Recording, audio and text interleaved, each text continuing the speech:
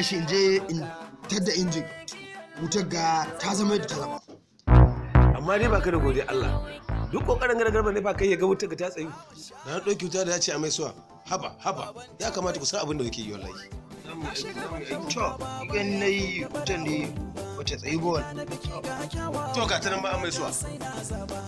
Alhamdulillah, to ba zan faɗa ba. Akan kokari ne, ya wata ba sai yanka bai hada mukami har da sarauta ya bashi. Sarauta? Kwarai ko, sannan yana mai lura sheka, ka diba duk matasan da ajiyar kabi gaba ɗaya, ba ma kabi ba.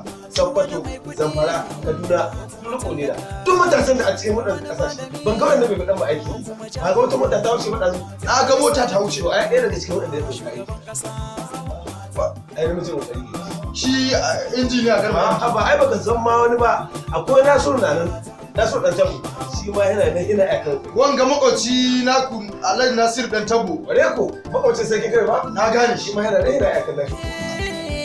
Ai kana mai tabbatar ma garba ɗan hajji ɗana da an kai ai garba ɗan. Garba za ka same don Allah ya soya da makwabci yana da ciki. Tana aihuwa zan je ce don Allah har ƙasa zan duka kuma alfarma a sama ɗan nan suna garba. Babu abin da za mu yi mai addu'a.